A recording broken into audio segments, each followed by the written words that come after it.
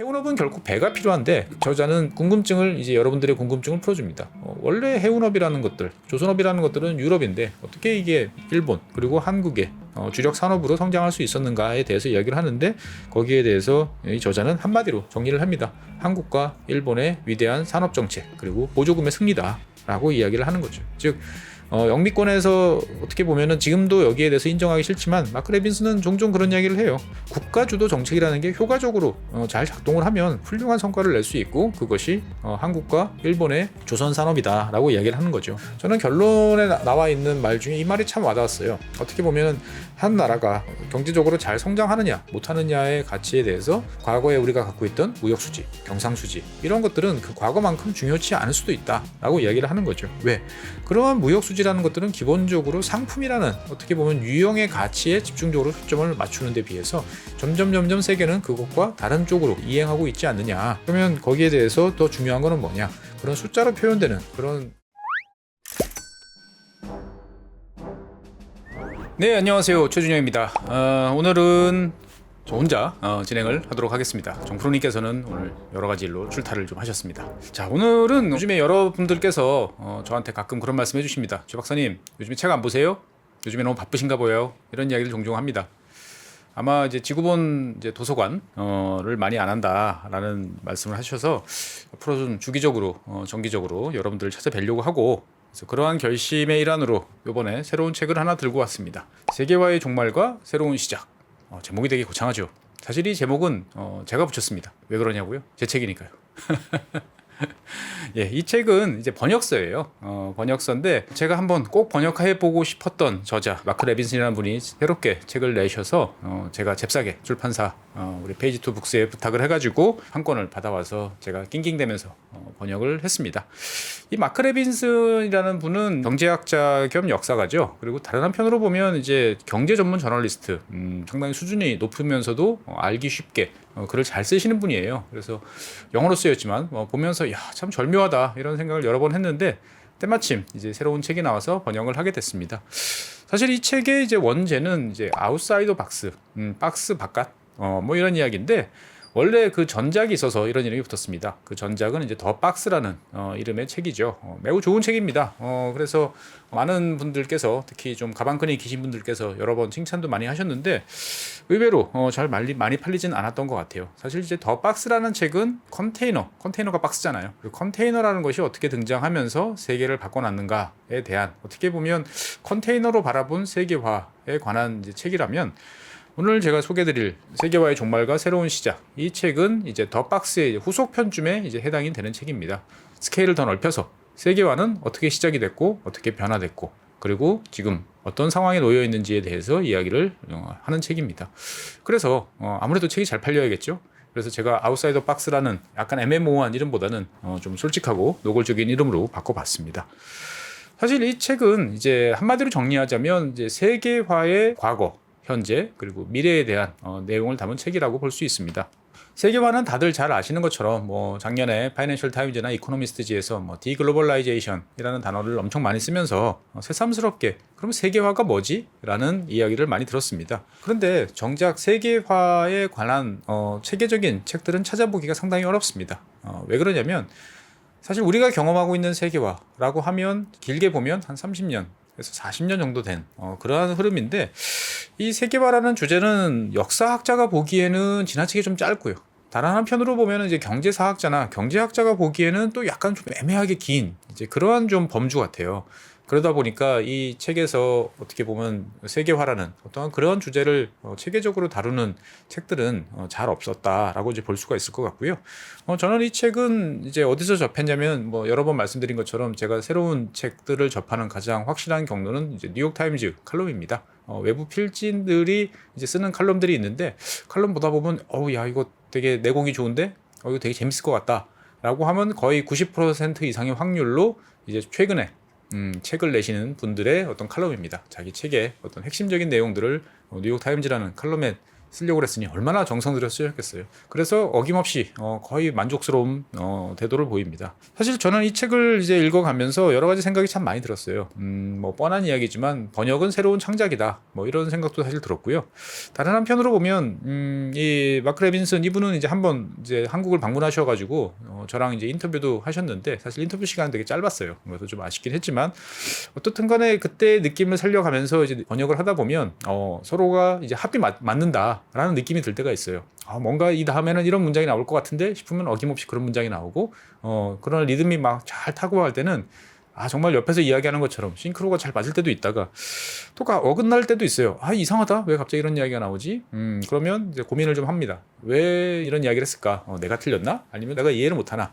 이런 이제 과정들을 쭉 거쳐가서 새로운 책을 하나 내놓게 됐습니다. 사실 이런 이제 제가 미국 쪽이나 영국, 특히 이제 미국 쪽에서 이 저널리스트들이 쓴 책들을 좋아하는 이유는 특히 앞부분, 도입 부분에 있어서의 묘사력이나 아니면 일화들이 정말 참 어떻게 이걸 찾아내지? 아니면 어떻게 이렇게 묘사하지? 라는 탁월함들이 종종 참 경탄스러울 경우가 많아요. 그 힘으로 한 300페이지 정도 되는 책을 별 어려움 없이 한 200페이지 이상을 그냥 한숨에 읽어가는 그러한 재미를 주는데 이 책 역시 이제 그렇습니다. 이 책의 시작은 어떻게 보면 되게 잘 알려지지 않은 사람의 이야기로 시작을 합니다. 하센 클레버 들어보셨나요? 아마 한 번도 못 들어봤을 거예요. 저도 못 들어봤어요.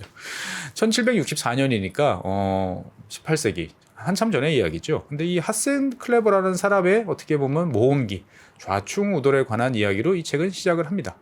이 하센 클레버라는 사람은 사실 영국 사람은 아닌데 영국 시민권을 획득을 하고 아주 야심찬 꿈을 꿉니다. 당시에 이제 세계 최강의 군대인 이제 영국 해군에 뭔가 철강 제품을 납품하겠다 이런 꿈을 꿨는데 그 철강을 유럽이 아닌 저 대서양 건너 미국에서 생산을 해가지고 대서양을 건너서 영국 해군에 납품을 하겠다. 라는 이제 꿈을 꾼 거죠. 그래서 이제 이 하센 클레버가 초창기에 그것과 관련된 여러 가지 모험담, 개고생, 이런 스타일의 이야기들이 처음에 이어집니다. 보고 있으면, 정말 그걸 모르고 사업을 했을까라는 생각도 들고, 다른 한편으로 보면, 어떻게 대서양 건너, 18세기에 대서양 건너에서 뭔가를 생산해서 이거를 다시 갖고 와가지고 납품을 하겠다라는 이러한 꿈을 꿨을까라는 생각도 많이 듭니다. 결국 이제 하센 클레버는 개고생 끝에 실패를 합니다만 저는 이 일화를 이제 쭉 보면서 여러 가지를 느꼈어요. 무엇이 사람을 추동을 해서 지구 반대편에서 무엇인가를 내가 갖고 와서 이득을 벌겠다라고 만들었을까? 18세기 당시에 영국이나 주변 국가에서는 어떻게 벌써 그 당시에 이러한 정말 이제 벤처 투자죠. 벤처 사업에 투자하는 투자자들이 있었을까? 그리고 거기에 필요한 자원들을 어떻게 조직할 수 있었을까라는 생각을 참 많이 하게 됐습니다. 즉 어떻게 보면 우리가 느끼는 지금 경험하고 있는 이 세계화의 시대라는 것들은 본능적으로 용감하고 자기의 이득을 극대화하기 위한 사람들의 모험으로부터 시작된 것이 아닐까라는 생각이 듭니다. 이렇게 시작된 이 책은 이제 그러면 뭔가 세계화라는 관련되는 장거리 무역에 관한 여러 가지 이야기들은 많은데 왜 늦어졌을까에 대한 궁금증으로 여러분들을 또 다른 곳으로 이야기를 합니다. 사실 그렇잖아요. 우리가 옛날 마르코 폴로 이야기도 있고 실크로드 이야기도 있고 여러 가지 멀리 가서 금은보화를 가져오고 무역을 했다는 이야기는 많은데 그것이 왜 상당히 늦어졌을까? 라는 거에 대해서 이 저자는 두 가지 이유를 듭니다. 멀리서 갖고 오면 비싸고 많이 갖고 오기 힘들고 그 사이에 뜯어가는 놈들이 많아서 그렇다. 즉 관세라든지 각종 수수료라든지 심지어 뇌물까지 가세하는 이제 이러한 이야기들을 하는 거죠. 즉 과거에는 이런 멀리서 뭔가를 움직인다는 것 자체가 느리고 비쌌기 때문에 상당히 발전하기가 어려웠다라는 이야기를 하고 있고요. 그 와중에 또 한편으로는 이제 중상주의의 폐해를 이야기합니다. 여러분들 사회 시간에 배우셨죠? 중상주의. 수출은 선, 수입은 악. 우리는 무조건 많이 수출해야 돼. 라는 이제 중상주의인데 이러한 중상주의가 이제 이 책에서는 어떤 식으로 세계화로 변해갔는지에 대해서 우리가 교과서에서 느낄 수 없었던 여러 가지 이야기를 해줍니다. 교과서에서는 중상주의가 어느 날 갑자기 교육으로 늘어나서 수출입이 되고 서로가 교육을 하는 이런 이야기로 이어졌는데 그 사이에 여러 가지 에피소드들이 이 책의 앞쪽에 재밌게 서술이 되고 있습니다. 사실 이 저자는 어떻게 보면은 책을 쓸 때는 이렇게 써야겠다라는 생각도 들어요. 자기가 하고 싶은 핵심적인 이야기를 초반에 딱 풀어놓습니다. 그리고 거기에 맞춰서 쭉쭉쭉 뒤로 이야기를 해나가는데 세계화가 시작되는 요소는 무엇이냐? 사실 세계화라는 요소는 어떻게 보면 상당히 드문, 역사적으로 봤을 때 매우 드문 현상인데 이 저자는 그 세계화의 요소를 세 가지로 압축을 합니다. 제가 종종 이제 인용을 해서 많이 이야기를 했죠.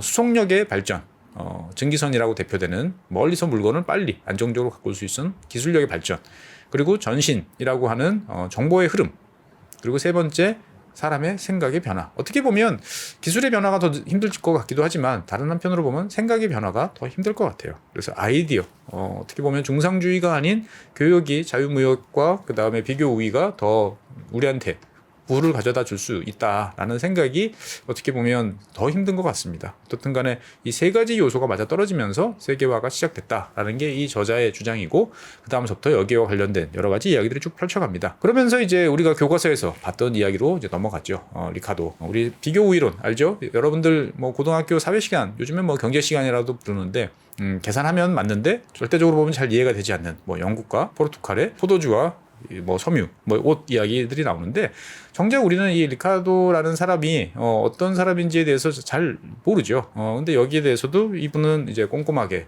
잘 설명을 해줍니다. 그렇다고 뭐 리카도 위인전을 쓰는 건 아니기 때문에 핵심 위주로 이야기를 해주지만 상당히 이제 의외의 모습들을 볼 수 있습니다. 리카도는 이제 유대인이었고, 아 그렇구나, 역시 유대인. 이런 생각이 들죠.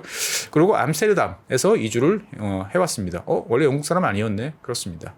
예나 지금이나 네덜란드는 이제 장사꾼, 상업의 어떤 나라다라는 생각이 드는 거죠. 그래서 그러한 곳에서 이주한 리카도가 이제 여러 가지 비교 우위론이라는 이제 이념을, 새로운 어떻게 보면 사상을 정립을 한 거죠. 그리고 거기에 따라서 자본주의가 부상하고 세계화가 진행되는 이야기들이 화려하게 펼쳐집니다. 그러면서 그것과 관련된 실제적인 사례들이 이제 제시됩니다. 이 마크 레빈슨 책을 읽을 때 가장 재미있는 점은 뭐냐면, 그냥 자신의 이론을 쭉 푸는 게 아니고 거기에 적합한 일화, 그리고 잘 알려지지 않은 에피소드, 그리고 그것과 관련되는 결과, 이런 것들이 아주 체계적으로 잘 정리가 돼 있는 거죠. 그러니까 이 사람이 왜 이런 생각을 하지? 라고 생각할 때쯤 되면 그것과 관련된 사례들이 딱딱 등장을 하면서 사람들한테 아 그렇구나 라는 생각을 자연스럽게 안겨주게 됩니다.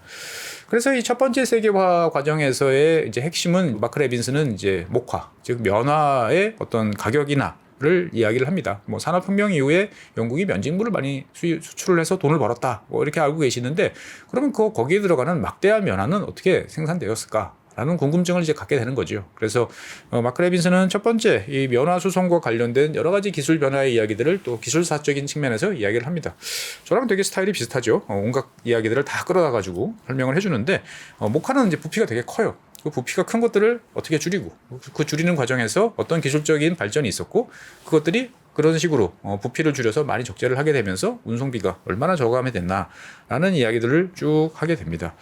그러면서 이 책 초반부 한 2장쯤에 보면 당시에 세계 경영과 관련된 이야기를 나옵니다. 19세기에 세계 경영을 시작을 해요. 놀랍죠? 우리는 세계 경영, 그러면 이제 돌아가신 김우중 회장이 세계는 넓고 할 일은 많다, 이런 것으로 이제 시작을 했다라고 생각이 되었지만, 19세기부터 벌써 세계화가 첫 번째로 시작된 시기에 세계 경영들이 이어집니다. 여러 회사들이 전 세계 50개국 이상의 곳에서 생산 시설을 맞추고 만들고 판매하는 그런 모습을 보고 있다 보면, 지금 우리의 모습은 그거를 그냥 단순히 스케일업 한 거 아닌가라는 생각도 종종 들기도 합니다.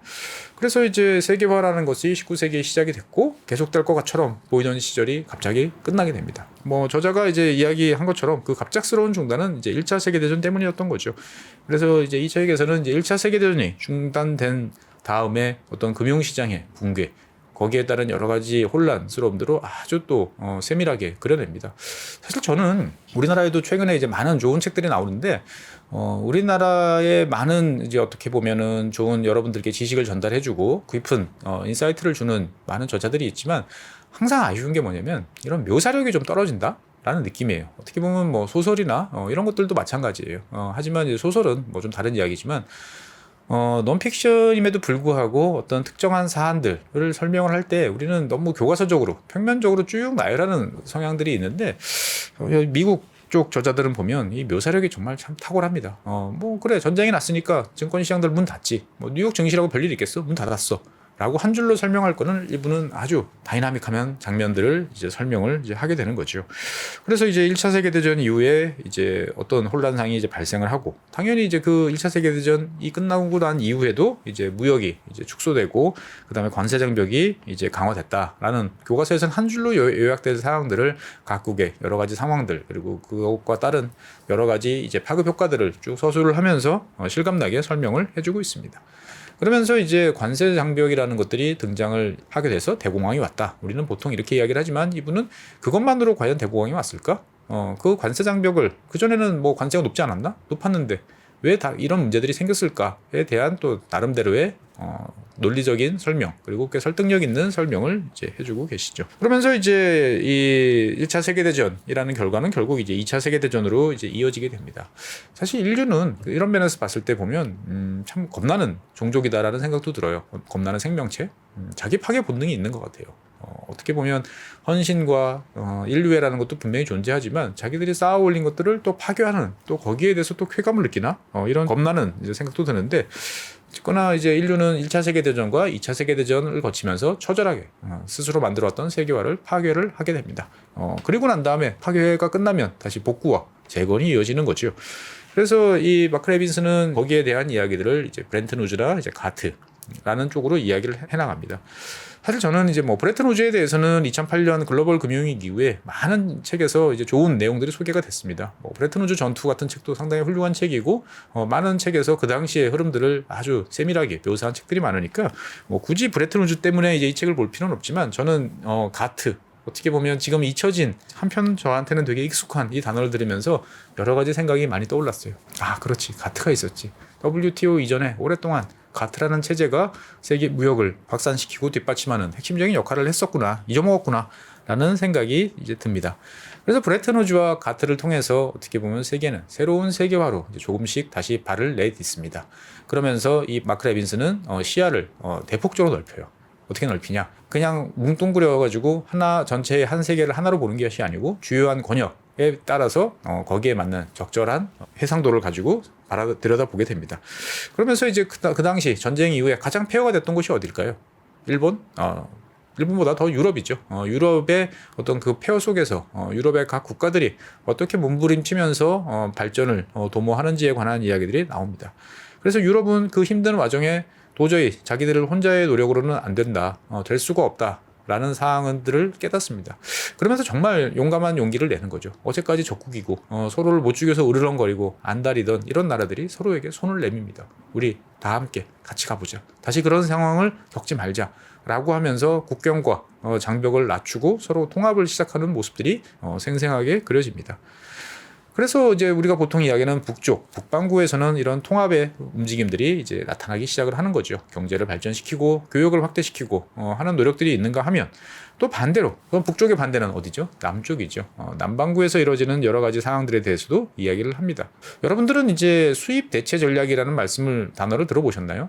수입 대체 전략. 제가 그 학교 다닐 때는 종종 이야기를 듣고, 최근 들어서도 경제의 발전에 관해서 이야기할 때 가끔 등장을 합니다만, 이 저자는 이제 수입 대체 전략에 대해서도 그냥 평면적으로 서술하는 게 아니고, 라울 트레비시라는 어떻게 보면 참 잊혀진, 하지만 또 많은 세계에서는 여전히 영웅이라고 보여지는 인물의 이야기를 꺼냅니다. 저로서는 참 옛날 생각이 참 많이 났어요.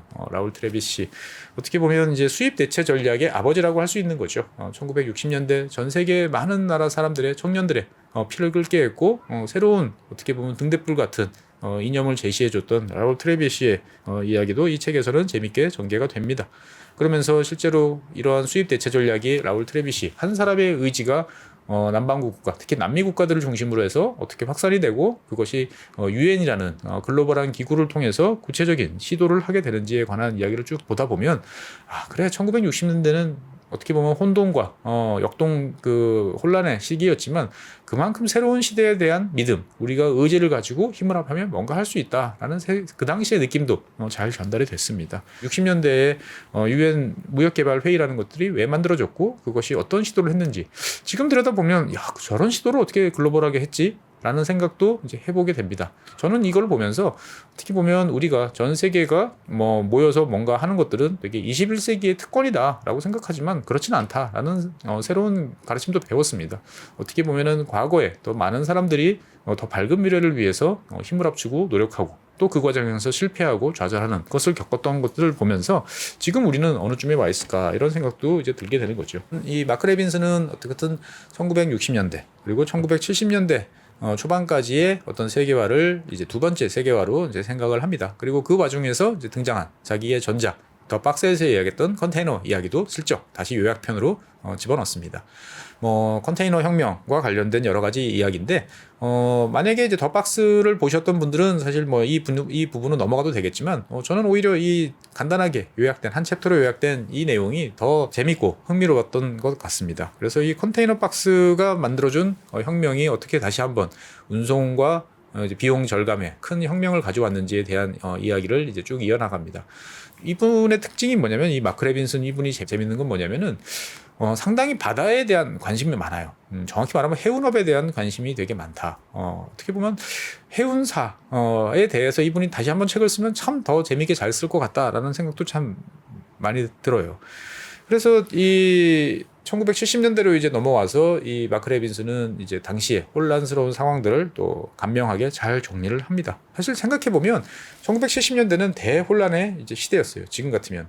왜 혼란스러웠냐라고 보면 뭐 보통 1970년대가 혼란스러운 이유 그러면 여러분들께서는 뭐 오일 쇼크 이런 이야기를 주로 생각을 하시겠지만 오일 쇼크 이전에 등장했던 미국의 이제 달러에 대한 불태환 선언이 있었죠.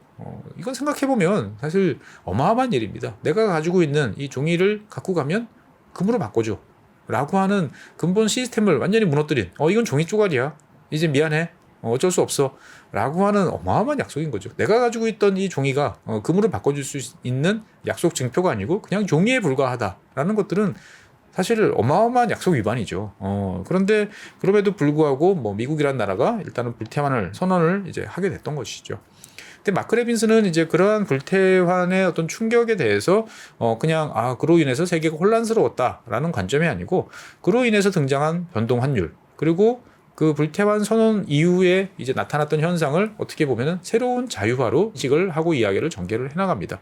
즉 브레튼 우즈 체제는 기본적으로 상품만 움직일 수 있는데 국경을 넘어서 움직이는 것들을 많이 하자는 데 비해서 1970년대 불태환 선언 이후에 드디어 이제 자본도 이제 이동할 수 있게 됐다. 그리고 다른 한편으로 이제 석유 달러의 시대가 열렸다. 우리는 이제 석유 달러에 대해서 잘 알지만 그 의미가 어떻게 보면 자본의 자유로운 이동까지 이제 연결됐다는 사실들은 잘 캐치를 못하는데 이 책은 거기에 대해서 이야기를 합니다. 그리고 이제 자유롭게 움직이는 달러들 그리고 그 자본들이 만들어내는 일련의 현상들에 대해서 설명을 해줍니다. 저는 이제 이 챕터를 읽으면서 되게 이해 안 되던 것들이 눈이 확 뜨이는 그런 느낌을 받았어요. 왜 그러냐면 우리나라가 1970년대 저는 이제 기억을 많이 해요. 1970년대 저 어릴 때도 외채를 많이 끌어서 문제다. 1980년대도 외채 문제가 되게 심했어요. 외채라는 것들은 기본적으로 외국에서 돈을 빌려 쓰는 거죠. 근데 그전에는 왜 돈을 못 빌리다가 1970년대 돈을 빌려서 우리는 중화학 공업 발전을 시작했지? 그럴 거면 진작하지. 라는 생각이 들었는데 그 이유를 사실 이 책을 보면서 알게 됐습니다. 전 세계에 어떻게 보면 달러들이 이제 국경을 벗어나서 마음껏 세상을 누비고 다닐 수 있었던 거고 그 돈들을 어떻게든 굴려서 수익을 내야 되는 상황들이 이제 은행가들한테 떨어졌던 것이죠. 그러다 보니까 오일 쇼크로 인한 경제난 속에서 제3세계 국가, 우리를 포함한 많은 국가들한테 돈 좀 쓰세요. 저리로 빌려드릴게요. 라는 달콤한 제안들이 이제 왔었다라는 것들을 알게 됐던 거죠. 그러한 이유로 인해서 어떻게 보면 많은 나라들이 돈을 빌려 썼고 경제 발전에 노력을 이제 하게 됐구나라는 새로운 사실도 저는 이제 알게 됐습니다. 막상 그렇게 생각을 해보면 참 대한민국이 엄청 대단하고 운이 좋다라는 생각을 저는 이 책을 보면서 계속했어요. 왜? 그때 엄청나게 많은 나라들이 돈을 빌려 썼는데 이 책에는 거기에서 망한 그 과정에서 그 돈을 갚지 못해서 망한 나라들이 줄줄이 등장을 합니다. 대표적인 존재가 이제 멕시코부터 시작을 해가지고 쭉 등장을 하게 되는 거죠. 한편으로는 우리나라의 IMF 시절이 생각나기도 했고 우리는 어떻게 그래도 저 위기를 잘 넘어서 경제 성장을 계속했구나라는 참 그런 생각도 많이 들었습니다. 이 책의 또 다른 매력은 뭐냐면은 우리가 그냥 교과서에서 한 줄 보고 있었던 그런 사항들을 우리한테 여러 가지로 잘 설명을 해주고 있는데 특히나 이제 1980년대 초반 영국과 미국 특히 이제 미국에서 벌어졌던 여러 가지 일들에 대해서 잘 설명을 해주고 있어요. 특히 보면 우리가 미국이라는 나라를 생각해 보면 되게 규제가 없고 자유롭고 뭐든지 하고 싶으면 하는 그러한 나라다라고 이제 인식을 하고 있죠. 맞죠? 맞는데 지금 제가 말씀드리는 세계화의 종말과 새로운 시작도 그렇고 그 전작인 더 박스도 그렇고 그 책을 보다 보면 그런 미국은 1980년대 레이건 대통령 이후에 이제 미국이구나라는 생각이 들어요. 그럼 그 전에 미국은 어떠냐? 우리가 생각하는 미국과 전혀 다른 완전히 다른 어떻게 보면 규제 천국, 규제 만능주의가 횡행하던 이제 그러한 국가다. 라는 생각을 많이 하게 됩니다. 그러면서 새삼스럽게 느끼는 거는 미국 사람들이 왜 레이건 대통령이라는 존재에 대해서 그렇게 되게 좋아하는지에 대해서 새삼 또 인식을 할 수가 있습니다. 그래서 1980년대, 1970년대 풀려나온 돈들이 전 세계 제3세계 국가를 바꿔놨다면 1980년대는 정치적으로 봤을 때 미국, 영국이 규제 완화라는 걸 통해서 스스로 많은 것들을 이제 바꿔놓는 과정들이 또 생생하게 전개가 됩니다. 그러니까 이 책은 어떻게 보면 하나의 주제를 향해 달려가면서도 끊임없이 새로운 모습들을 아주 디테일하게 보여주는 점에서 참 매력적이다라고 저는 이제 보여지는 거죠. 그러면서 1970년대, 80년대를 거쳐서 다시 한번 세상이 바뀌는 과정들을 묘사를 합니다. 그러면서 등장하는 국가들이 하나 있는데 멕시코가 이 책의 또 한 주인공으로 등장을 합니다. 사실 저는 요즘에 개인적으로 좀 들여다보고 싶은 그리고 짬짬이 자료를 좀 찾아보고 있는 나라가 멕시코입니다. 왜? 멕시코라는 나라는 어떻게 보면 미국과 되게 밀접한 관련이 있고 최근 들어 많은 회사들이 멕시코에 대한 투자를 늘려가고 있는데 그 시작이 1980년대 여러 가지 미국과의 경제 통합들을 논의했던 이제 그런 과정들인 거죠. 그러면 그 전에는 과연 멕시코라는 나라는 어땠는가? 우리가 미국 영화 옛날 이제 1970년대 이런 영화에서 봤을 때 멕시코라는 나라는 되게 도망가기 좋은 나라, 도망가면은 자유로운 이제 그러한 나라로 이제 인식이 되는데 그때 그 미국과 경제 통합을 논의하기 이전에 멕시코라는 나라에 대한 또 생생한 묘사들이 또 되게 많습니다. 그래서 그 과정에서 나타났던 여러 가지 사항들을 보다 보면 상당히 또 흥미롭고 재미로운 사항들이 많고요. 결국 이제 그러한 과정에서 1980년대 후반 우루과이 라운드의 시작, 우루과이 라운드 들어보시면 되게 옛날 생각하시는 분도 계실 텐데 그러면서 이제 탈냉전과 더불어서 새로운 세계화, 저자는 이제 그거를 3차 세계화로 이야기를 이제 하게 됩니다. 즉 국경을 넘어선 본격적인 통합, EU도 있었고요. 그 다음에 북미에서는 납타도 있었죠. 이런 걸 통해서 세계화가 한 단계 더 통합되는 그러한 과정으로 이제 넘어가는 이야기를 이제 하게 됩니다. 그러면서 이제 이 저자는 새로운 세계화 과정에서 나타나는 여러 가지 에피소드들 그리고 그 과정에서 부각되는 여러 가지 면에 대해서 이야기를 하게 되는 거죠. 이분은 이제 아까 앞서서 말씀드린 것처럼 해운업 해양에 대해서 되게 관심이 이제 많은데 이분의 이제 이렇게 관심을 가진 이유는 뭐냐? 결국 세계화라는 것들은 운송 비용을 낮추고 물량이 확대되는 그러한 과정에 같이 갈 수밖에 없는 과정이다. 그러면 그 몫의 절대 다수는 결국 해운업에서 등장을 한다라는 건데 그 과정에서 등장하는 여러 가지 에피소드들이 많이 남습니다. 대표적으로는 그 독일 같은 경우 이런 선박에 투자하면 세금을 깎아주는 여러 가지 펀드들이 등장을 해서 치과 의사들이 집중적으로 여기에 투자하는 그러한 에피소드 그리고 이런 것들을 통해서 해운업이 급속하게 팽창되고 조선업이 그 영향을 받는 이야기들을 쭉 이야기를 해주게 되는 거죠. 그러면서 이제 해운업과 연관되는 조선업의 이야기가 나오고 우리나라가 또 한 챕터로 주인공으로 이제 등장을 하게 됩니다. 해운업은 결국 배가 필요한데 이 저자는 궁금증을 이제 여러분들의 궁금증을 풀어줍니다. 원래 해운업이라는 것들, 조선업이라는 것들은 유럽인데 어떻게 이게 일본 그리고 한국의 주력 산업으로 성장할 수 있었는가에 대해서 이야기를 하는데 거기에 대해서 이 저자는 한마디로 정리를 합니다. 한국과 일본의 위대한 산업정책 그리고 보조금의 승리다라고 이야기를 하는 거죠. 즉 영미권에서 어떻게 보면은 지금도 여기에 대해서 인정하기 싫지만 마크 레빈스는 종종 그런 이야기를 해요. 국가주도 정책이라는 게 효과적으로 잘 작동을 하면 훌륭한 성과를 낼 수 있고 그것이 한국과 일본의 조선 산업이다라고 이야기를 하는 거죠. 그래서 여러분들이 잘 아는 정주영 할아버지 그리고 울산 현대중공업에 관한 이야기 그리고 거기에 따른 우리나라의 현대상선이라는 회사가 왜 등장했는지 등등에 관한 이야기들이 이어지게 됩니다. 읽어보면 가끔은 이게 한국 사람으로서 봤을 때 이거 틀린 것 같은데 싶은 내용도 사실은 있어요. 근데 일단은 저자의 뜻을 받들어서 저는 열심히 번역을 이제 했고요. 그런 과정에서 이제 뒤 후반으로 가면 요즘에 어떻게 보면 전 세계적으로 항상 많은 관심을 끌고 있는 중국이라는 나라가 이제 등장을 하게 됩니다. 여러분들이 생각했을 때 중국은 어떻게 국제시장에 등장을 했나, 국제무역에 등장했나 라고 하면 그냥 자연스럽게 등장한 거 아니야? 그리고 조금 지식이 있으신 분들은 그래 2001년에 그 WTO가 출범하면서 중국이 들어왔잖아. 그렇게 이야기를 합니다. 맞죠? 근데 그 전에는 그럼 왜 못 들어왔죠? 중국이 개혁개방을 선언했던 거는 1978년부터인데 그러면 1980년대 그리고 90년대 충분히 이제 국제무역기구와 함께 그 전에 이제 가트 체제에서 뭔가를 할 수 있었을 텐데 왜 중국은 거기 못 들어오고 한참 기다렸다가 2001년에 들어왔지? 생각해보면 궁금해요. 근데 거기에 대해서 찾아봐도 사실 답은 잘 안 나옵니다. 우리나라의 여러 가지 인터넷을 뒤져봐도. 그런데 이 저자는 거기에 대한 그런 궁금증을 갖고 계시다면 아주 명료하게 설명을 해줘요. 예. 아주 재밌는 이야기들이 있고 거기서 또 대만과 중국의 관계 그리고 대만이 오래전에 만들어놨던 여러 가지 시스템적인 저항 이런 것들에 관한 이야기도 여기 포함이 되는 거죠. 그래서 우리는 WTO에 중국이 가입했다. 그때 왜 가입시켰어? 가입시키지 안 시키는 게 좋을 텐데 라고 이야기를 합니다만 또 그 당시에 WTO 가입을 하기 위해서 중국이 내걸었던 어떻게 보면 중국 입장에서 봤을 때는 상당히 다급하고 급박하게 약속을 했던 여러 가지 이야기들이 쭉 제시가 되어줍니다. 그러니까 지금 어떻게 보면 2023년의 중국하고 2001년의 중국하고는 많이 달랐다라는 거죠. 그러면 그 20년 사이에 어떤 일이 벌어졌는가에 대해서 우리가 새로운 시각으로 바라볼 수가 있게 됩니다.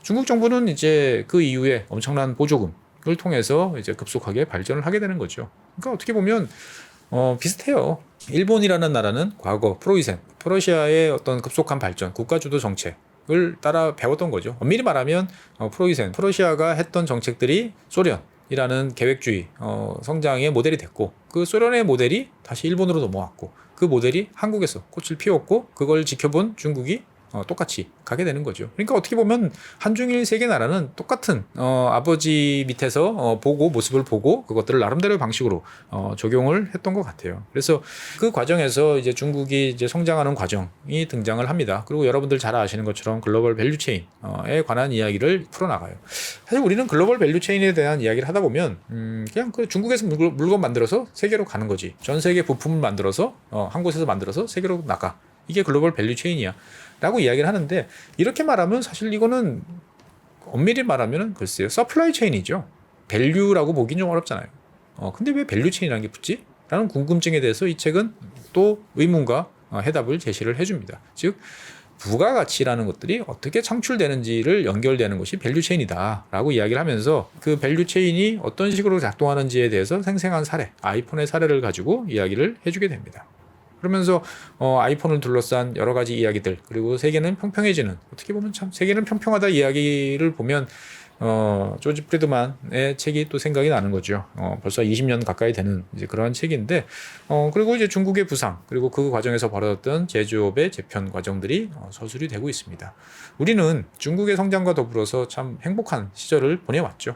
아웅다웅 싸우기도 하고 지금은 또 겁도 많이 내고 힘겹게 경쟁을 하고 있지만 어떻든 간에 부인할 수 없는 점은 대한민국이 중국의 성장과 더불어서 가장 많은 이득을 봤다라는 점이었던 거죠. 그래서 우리는 어떻게 보면 지난 2000년대 시절 보면 그때 좀 더 열심히 잘해서 더 많이 성장했어야 되는데 정도의 아쉬움이라면 이 책에서 서술되는 많은 국가들의 모습들은 중국의 성장으로 인해 가지고 휘청거리고 흔들리는 모습들을 보여줍니다. 대한민국의 경험은 어떻게 보면 매우 독특했다라는 생각도 이제 하게 되는 거고요. 그러한 과정에서 항상 이렇게 경제가 급속하게 성장이 되면 문제가 되는 것이 있죠. 자본주의 국가에서는 과잉 생산, 과잉의 문제가 이제 등장이 됩니다. 그래서 이 저자는 또 눈을 해운업으로 다시 돌려서 머스크를 비롯한 여러 해운사들의 물동량 경쟁 그리고 대규모 초대형 컨테이너선의 등장과 관련되는 경쟁에 관한 이야기들을 쭉 풀어내줍니다. 사실 이 책의 매력은 내가 원하는 대로 골라볼 수가 있다는 재미인 것 같아요. 나는 해운업 이거 너무 재밌는데 만 보면 그 챕터만 쭉 봐도 하나의 흐름들이 이해되고 저자가 뭘 원하는지가 또 보이고요. 아니면 아까 말씀드렸던 그런 국가 간의 어떤 변화의 흐름들만 읽어봐도 또 상당히 재미있는 면들이 이어지는 것이죠. 그래서 이제 그런 해운업의 경쟁들 그래서 돌이켜 생각해보면 그래 우리나라가 2000년대 중반에 포항에서부터 군산까지 이르는 모든 해안선들이 조선업으로 뒤덮이던 다 도크를 만들고 열심히 배를 만들고 블록을 제작하던 그런 모습들이 결국은 전 세계적인 흐름 속에서 나타났었던 어떠한 그러한 과정이었구나라는 새로운 깨달음을 이제 얻게 됩니다. 그래서 이제 이 저자는 여기서부터는 어떻게 보면은 흔들리는 세계화의 과정에 대해서 여러 가지로 묘사를 합니다. 그래서 밸류체인들이 깨져나가는 그러한 모습들, 일본에서 지진이 났던 그 파업으로 인해 가지고 문제가 생겼던 그런 과정들을 서술을 이제 해주고 있는 것이죠. 이 책은 이제 2021년인가요? 21년쯤에 이제 등장을 이제 했던 걸로 기억이 되는데 그 이전부터 어떻게 보면은 이제 공급망이라는 것들이 되게 불안하다라는 심리가 있었다라는 것도 이 책을 보면 이제 알 수가 있는 것이죠. 그리고 이제 글로벌 금융 위기 이후에 세계 경제가 새로운 면으로 치닫고 있다라는 것도 사후적이지만 이 책에서는 명료하게 이야기를 해줍니다. 사실 2008년 글로벌 금융위기에 대한 이야기들은 많이 나와 있습니다. 하지만 그 후유증이 왜 그 전과 다르냐에 대해서 이 저자가 가장 명료하게 제가 봤을 땐 설명해주고 있는 것 같아요. 무역이 회복이 안 된다. 무역이 회복이 안 되는 이유는 과연 무엇일까? 결국 어떻게 보면 세계화가 한계에 도달했기 때문인 거 아니었을까? 즉 2008년이 세계화를 끝장냈다기보다는 세계화가 이제 거의 한계 상황에 도달하면서 나타났던 이벤트가 2008년의 글로벌 금융위기, 결국 그 과정이 이제 세계화에 막을 내리는 그러한 과정으로 인정되는 거 아닌가라고 이제 보는 것이죠. 그러면서 마크 레빈스는 그러한 세계화 과정에서 소외되고 불만차고 어떻게 보면 손해를 보고 분노에 찬 사람들의 이야기도 담아냅니다. 어떻게 보면 그러니까 이 책은 가장 큰 장점이 세계화의 위대한 승리, 여기에 초점을 맞추는 것도 아니고, 그렇다고 거기에 대해서 소외되고 희생당했던 사람들의 어떤 분노에 초점을 맞추는 것도 아니고, 그 사이에서 적절한 균형들을 찾아가는 게 저는 상당한 장점이라고 생각을 합니다. 그러면서 여러 추억의 인물들이 이제 등장을 해요. 미국의 무소속 대통령 후보로 등장했던 로스페로, 그리고 그것과 관련된 나프타 체결과 관련된 여러 가지 에피소드들에 관한 이야기들이 쭉 등장을 하게 되는 거죠. 그리고 그 이후부터는 세계화의 어떤 축소, 약화, 이런 이야기들이 쭉 이어집니다. 그리고 지금 우리가 경험하고 있는 여러 가지 이야기들이 나오고 있는 것이죠. 세계화에 관련된 여러 가지 측면들, 어떻게 보면 전 세계에서 모든 것들을 다 저렴한 비용으로 갖고 오는 것들이 과연 진짜 저렴한가? 여기에 따른 어떻게 보면 기후변화라든지 에너지, 환경적인 요인들은 어떻게 가산이 되었는가까지 이야기를 해주는 거죠. 그러니까 한마디로 이 책은 세계화라는 과정에 대해서 다양한 렌즈를 들이대면서 보여주는 그러한 장점이 있는 책이다라고 정리를 해볼 수 있을 것 같습니다. 그래서 결론적으로 보면 세계는 어디 갈 것이냐, 어떻게 갈 것이냐, 세계화는 끝장난 거냐, 우리도 전쟁하는 거야 라는 거에 대해서 이 저자는 그렇게까지는 보지 않습니다. 그러면서 현재 우리가 겪고 있는 세계에 대해서 되게 냉정하게 이제 바라보는 거죠. 세계화라는 것이 어떻게 보면은 물건의 흐름이라고 보면 이것은 약화될 수도 있다 라고 저자는 인정을 합니다. 하지만 우리가 살고 있는 2020년대의 이 세상은 과거와는 분명히 달라졌다는 이야기를 강조를 하는 거죠. 즉 인터넷을 통해서 실제로 현물이 왔다 갔다 하지 않음에도 가치가 지급되고 부가가치가 나오는 각종 무형의 컨텐츠에 대해서 인정을 하는 거죠. 새로운 서비스, 그리고 아이디어가 더 빨리 움직이는 세상에서의 세계화라는 것들은 과거 세계화의 기준으로 보면 분명히 약화됐지만 이것은 또 다른 세계화의 어떤 흐름으로 인정돼야 되지 않을까? 라고 이야기를 하면서 저는 결론에 나와 있는 말 중에 이 말이 참 와닿았어요. 어떻게 보면 한 나라가 경제적으로 잘 성장하느냐 못하느냐의 가치에 대해서 과거에 우리가 갖고 있던 무역수지, 경상수지 이런 것들은 그 과거만큼 중요치 않을 수도 있다라고 이야기를 하는 거죠. 왜? 그러한 무역수지라는 것들은 기본적으로 상품이라는 어떻게 보면 유형의 가치에 집중적으로 초점을 맞추는 데 비해서 점점 세계는 그것과 다른 쪽으로 이제 이행하고 있지 않느냐. 그러면 거기에 대해서 더 중요한 거는 뭐냐? 그런 숫자로 표현되는 어떻게 보면은 물건의 입출입에 따른 수출입에 따른 적자와 흑자가 아니고 정말 그 어떤 한 국가, 한 사회가 생활 수준이 나아지고 있는지, 그리고 그러한 과정에서 발생하는 이익이 전 계층에 고루고루 공유가 되고 있는지를 측정하는 것이 어떻게 보면 한 국가의 경제적인 성장, 발전을 측정하는 더 좋은 모델이 아닐까? 라고 생각하는 것이죠.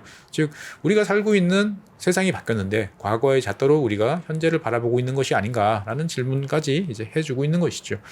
그래서 저는 이 책을 보면서 여러 가지로 참 많은 것을 느꼈어요. 한편의 역사 이야기, 그리고 과거의 추억, 그리고 우리가 경제라는 것들을 공부를 하고 그다음에 뭐 투자에 관심이 있으신 분들은 과거의 사례를 봤을 때 이때는 왜 이랬지? 그때는 왜 그랬을까라고 했던 궁금증에 대해서 100%는 아니지만 상당 부분 많은 단초를 제공을 해주고 거기서부터 우리의 인사이트를 넓혀갈 좋은 많은 내용들을 담고 있다라고 생각을 해주게 됩니다. 그래서 저는 어떻게 보면 제가 번역을 했으니까 여러분들께서 많이 읽어주시면 좋겠다. 라는 당연한 이제 그런 생각도 있지만 정말 이 책은 어떻게 보면 세계화의 과정에서 가장 큰 장점을 누리고 그리고 그 변해가는 세계화의 과정 속에서 어떻게 보면 가장 여러 가지로 고민을 많이 해야 되는 대한민국 국민들이라면 미래를 준비하기 앞서서 우리는 어떻게 여기까지 왔는가, 우리의 현재는 어디서부터 시작됐는가를 한번 들여다보는 글로벌한 관점에서 볼 수 있는 이 책을 한 번씩 다들 읽어봐 주셨으면 좋겠습니다. 저 나름대로 열심히 번역을 했습니다만 일부 부족한 면도 있을 수 있고 또 아쉬운 면도 있을 수 있을 것 같아요. 그러한 점들 여러 가지로 항상 지적해 주시면 때가 되면 또 반영을 해서 더욱 완벽한 책이 될 수 있도록 하겠습니다. 사실 저 개인적으로는 번역이라는 활동을 되게 좋아합니다. 그래서 언제가 될지 모르겠습니다만 좋은 책들 꾸준히 찾아서 직접 번역해서 여러분들께 저의 인사이트를 나눠드릴 수 있는 그러한 매개체로서 또한 활동할 수 있도록 노력해 보겠습니다. 제가 연달아 책을 냈다고 너무 불만 갖지 마시고 이번 책도 지난번 제가 쓴 최준영의 인물연구소와 더불어서 많은 사랑 베풀어 주시면 대단히 감사하겠습니다. 꼭 읽어봐 주시면 좋겠습니다. 대단히 감사합니다. 복잡하고 어렵게 느껴지는 재무제표와 용어들. 친절한 투자 멘토 사경인 마스터가 매주 새로운 콘텐츠로 알기 쉽게 설명해드립니다. 재무제표 분석과 포트폴리오 구성, 뭐 양대 재무제표라고 그러면 대차대조표랑 손익계산서가 있거든요. 매수 매도 방법, 이때 사는 게 좋겠네. 이렇게 사면 좋겠다. 근데 이렇게 살려면 뭘 해야 되냐면요. 나머지 3분의 1은 놔둬봅니다. 어디까지 가는지. 실전 투자 팁까지 알려드립니다. 오직 3프로 멤버십에서만 만나실 수 있습니다.